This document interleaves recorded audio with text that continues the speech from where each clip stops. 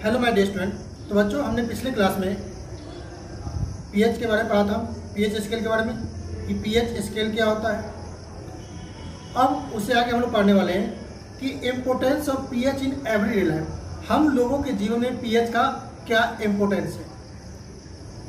PH का मतलब कि जब मान लीजिए कि एसिड की मात्रा बढ़ जाती है या बेस की मात्रा बढ़ जाती है, तो हमने पीएच में पढ़ा था कि हाइड्रोजन आयन कंसंट्रेशन, कि पीएच के द्वारा हम लोग क्या करते हैं, हाइड्रोजन आयन का कंसंट्रेशन मापते हैं कि कोई सोल्यूशन दिया गया है, उस सोल्यूशन में हाइड्रोजन आयन का कंसंट्रेशन कम है या ज़्यादा है।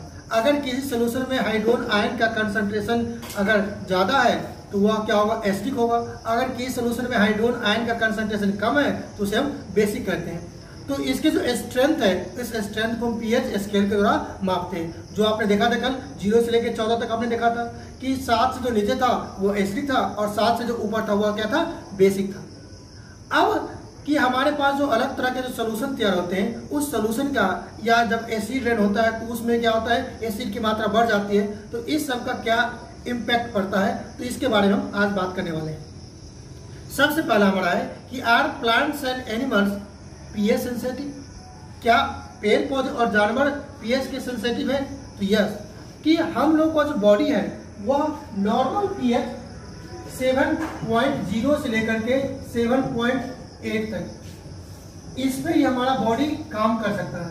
अगर हमारे बॉडी का जो पीएच वैल्यू है 7.0 से कम हुआ या 7.8 से ज़्यादा हुआ तो हमारा बॉडी इससे अफेक्टेड हो जाते हैं। ठीक है, तो जितने भी लिविंग ऑर्गेनिज्म है वह सभी के सभी इस पीएच रेंज पर ही निर्भर करता है। अब जैसे देखो कि अगर बारिश होती है और उस बारिश में क्या होता है, एसिड रेन हो रहा है, अगर उसमें पीएच का मान 5.6 हो, है ना, तो वह क्या कहलाता है, एसिड रेन कहलाता है। अब इस एसिड रेन से क्या होता है, तो हमने पढ़ाई है हिस्टोरिकल जो मॉन्यूमेंट है वो सब क्या हो रहा है, डैमेज हो रहा है ना। इसके अलावा जो कृषि भूमि है वह भी क्या हो रहा है, एसिडिक हो रहा है। इससे क्या होता है कि फसल की उपजाऊ भी कम हो रही है। तो इन सभी इम्पैक्ट को कम करने के लिए हमें क्या करना होगा, तो अब जैसे देखो ये 5.6 हो गया, तो इसको कम करने के लिए क्या करेंगे, तो इसमें बेसिक सब्सटेंस हम मिला देते हैं। अब जैसे देखिए कि यह एसिड रेन का जो वाटर है वह कहाँ चला गया, नदी में चला गया, तो नदी का पानी भी क्या हो गया आपको, एसिडिक हो गया, है ना। या तालाब में चला गया तो तालाब का पानी क्या हो गया, एसिडिक हो गया आपको। तो तालाब का पानी जब एसिडिक हो गया तो उसमें जो रहने वाले जलीय जीव हैं जैसे मछली है, तो वह सब के सब क्या होगा, मरने लगेगा। तो उसको बचाने के लिए क्या करते हैं, उसमें चूना का इस्तेमाल करते हैं। जैसे ही चूना उसमें डाल देते हैं तो चूना से क्या होता है, वह बेस है और एसिड था, वो दोनों एक दूसरे को न्यूट्रलाइज कर दिया। जैसे ही न्यूट्रलाइज कर दिया तो उस पानी का एसिडिटी खत्म हो जाता है और वो पानी फिर क्या होते हैं, तो उस जीव के रहने के लिए योग्य हो जाते हैं। ठीक है, तो इस तरह से इसको देख सकते हैं आप।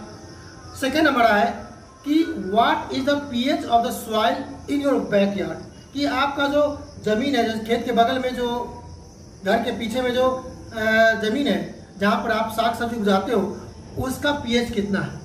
तो उसका पीएच चेक करने के लिए नॉर्मल से आप इस्तेमाल कर सकते हो। एक टेस्ट ट्यूब ले लो आप, है ना। इस टेस्ट ट्यूब में क्या करो आप, तो आप अपने बैकयार्ड से क्या करो, सैंपल में कोई मिट्टी ले सकते हो आप। तो उसमें आपने 2 ग्राम आप मिट्टी ले लो आप, ठीक है। उसमें आप 10 बूंद क्या करो आप, तो इसमें 10 ड्रॉप क्या करो आप, वाटर डाल दो। और वाटर डालने के बाद क्या करो, उसको बढ़िया से मिला लो। और मिलाने के बाद क्या करना है, उसको टेस्ट लिटमस पेपर से उसको टेस्ट करना है। तो जैसे लिटमस पेपर डालेंगे, अगर इसमें लिटमस पेपर है कलर अगर चेंज आता है, जैसे मान लीजिए आपने पढ़ा था कि एसिड में क्या होता है, रेड लिटमस में ब्लू हो जाते हैं, बेस में क्या होता है, ब्लू लिटमस में रेड हो जाते हैं। अगर ऐसा प्रक्रिया हो रहा है तो इसका मतलब क्या हो गया कि आपका सॉइल एसिडिक है या बेसिक है। तो इस तरह से आप जांच कर सकते हो। अगर मान लीजिए कि आपका सॉइल अगर मान लीजिए एसिडिक हो गया है तो आप क्या कर सकते हो, उसमें चूना का इस्तेमाल कर सकते हो। जैसे आप उसमें चूना डाल दोगे तो चूना क्या बेसिक सब्सटेंस है, तो इस एसिड को क्या करेगा, न्यूट्रलाइज कर देगा और आपका फिर क्या हो जाएगा, खेत ठीक हो जाएगा। अगर मान लीजिए कि आपका खेत बेसिक हो गया तो आप क्या करोगे, तो उस कंडीशन में क्या करोगे आप, उसमें आप ऑर्गेनिक मैटर डालोगे। ऑर्गेनिक मतलब जो देखते रहते हो आप, जो जानवर का गोबर होता है उस गोबर से उसमें डाल दोगे। जैसे गोबर से उसमें डाल दोगे तो वह जब ऑर्गेनिक मैटर डिकम्पोज होगा तो एसिडिक सब्सटेंस बनाते हैं। तो उस एसिडिक सब्सटेंस से क्या होगा, बेसिक सब्सटेंस न्यूट्रलाइज हो जाएंगे। तो इससे जो आपका बैकयार्ड है वह सही हो जाएगा और उसमें फसल की जो ग्रोथ है वह भी सही होगा।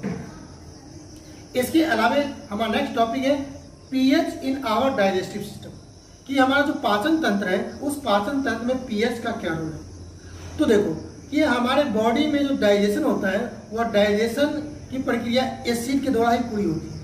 हम सभी जानते हैं कि हमारे स्टोमक में हाइड्रोक्लोरिक एसिड का निर्माण होता है और उसका सेक्रेशन होता है। यह हाइड्रोक्लोरिक एसिड क्या करता है, तो जो कुछ भी हम लोग खाते हैं वहाँ पर एसिडिक मीडियम तैयार करता है, ताकि उस एसिडिक मीडियम में जो बैक्टीरिया है या जो भी एंजाइम्स है वह आसानी से काम कर सके और उस भोजन को डिकम्पोज कर सके। ठीक है, तो इस तरह से हमारे शरीर में भोजन का डाइजेशन होता है। कभी कभी क्या होता है, हमारे स्टोमक में एसिड की मात्रा ज़्यादा हो जाती है। जब हम ज़्यादा खाना खा लेते हैं या ज़्यादा तैलीय चीज़ खा लेते हैं तो उस समय अधिक मात्रा में एसिड निर्माण होने लगते हैं। तो जैसे एसिड की मात्रा अधिक हो जाती है तो हमारे स्टोमक में इरिटेशन होने लगता है, पेट में दर्द होने लगता है। तो उससे हम लोग बचने के लिए क्या कर सकते हैं, उससे बचने के लिए हम बेसिक सब्सटेंस लेते हैं, जैसे मिल्क ऑफ मैग्नीशिया हो गया आपको, है ना, इसको एंटासिड कहते हैं। जैसे एंटासिड ले लेते हैं तो वह क्या करता है, हमारे जो स्टोमक में अधिक मात्रा में जो एसिड है उस एसिड को वह न्यूट्रलाइज कर देता है ना। अगर आपके पास मिल्क ऑफ मैग्नीशिया नहीं है तो आपके घर में बेकिंग सोडा होगा, तो बेकिंग सोडा क्या करोगे, एक चुटकी लेकर के उसको फाँक लोगे आप। जैसे एक चुटकी फाँक लोगे तो वह बेसिक होता है, हमारे स्टोमक में एसिड बना हुआ उसको वह न्यूट्रलाइज कर देगा। तो इस तरह से हम क्या कर सकते हैं, एसिड की मात्रा को हम कंट्रोल कर सकते हैं। और जो हमारा स्टोमक है वह एसिडिक मीडियम में ही काम करता है। तो यहाँ पर भी पीएच का मान होना चाहिए। अगर पीएच का मान यहाँ पर अगर सही नहीं होगा तो डाइजेशन नहीं हो पाएगा। नेक्स्ट हमारा टॉपिक है pH change as the cause of tooth decay. अब आप बहुत सारे लोगों को देखते होंगे कि उसका दांत खराब होने लगता है, दांत सड़ने लगता है, दांत में खोदला हो जाता है। उसका कारण क्या है, तो उसका कारण है पीएच चेंज। अब यहाँ पर क्या होता है, तो यहाँ पर देखो कि जब कभी भी हम लोग भोजन खाते हैं तो भोजन के कुछ कण क्या होते हैं, हमारे दांतों में फंसे हुए रह जाते हैं। या बहुत सारे लोगों को चॉकलेट खाने का आदत है, तो जैसे वो चॉकलेट खाते हैं तो कुछ स्टिकी चॉकलेट होते हैं जो हमारे दांतों में स्टिक कर जाते, चिपक जाते हैं। और जब हम दांतों को अच्छे से सफाई नहीं करते हैं तो उस दांतों में चिपके हुए रहते हैं, फंसे हुए रहते हैं।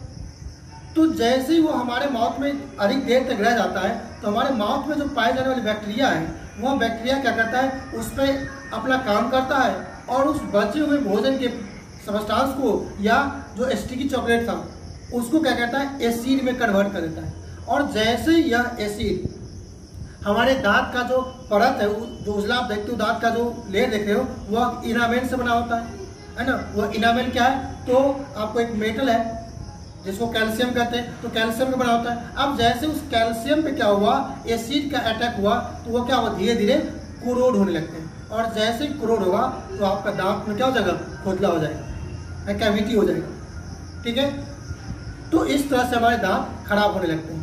अब इससे बचा कैसे जा सकता है, इससे बचने के लिए क्या करना है, तो हमें बेसिक सब्सटेंस का इस्तेमाल टूथपेस्ट के रूप में करना है। तो जितने भी आप बाजार में टूथपेस्ट देखे होंगे वह सब के सब क्या होते हैं, बेसिक होते हैं। अब बेसिक ही क्यों होते हैं, क्योंकि हमारे माउथ में क्या होते हैं, एसिडिक सब्सटेंस से क्या होते हैं, टूथ डिके होता है, टूथ कैविटी होता है।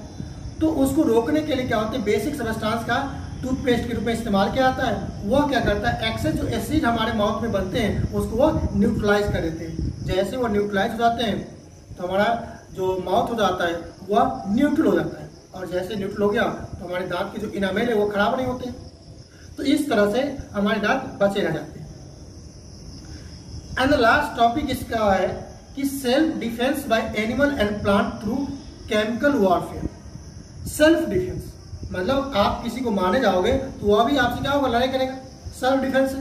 तो इसी तरह से बहुत सारे जो जानवर होते हैं या नेटल होते हैं उस सबको देखोगे कि वह हम लोगों पे अटैक करें। जैसे मान लो कि आपके बगल में हनी बी होगा या बिरनी होगा, तो वह सब के जब हमारे से डंक मारता है तो क्या होता है, बहुत दर्द होता है। दर्द क्यों होता है, क्योंकि वह जब हमारे शरीर में स्टिंग करता है तो वह कुछ एसिड हमारे शरीर में इंजेक्ट कर देता है। और जैसे एसिड हमारे शरीर पर पड़ता है तो वह क्या होता है, जलने जैसा सेंसेशन देने लगता है। ठीक है, वह ऐसा इसलिए करता है ताकि अपने बचाव में, ताकि हम उसको मारे ना।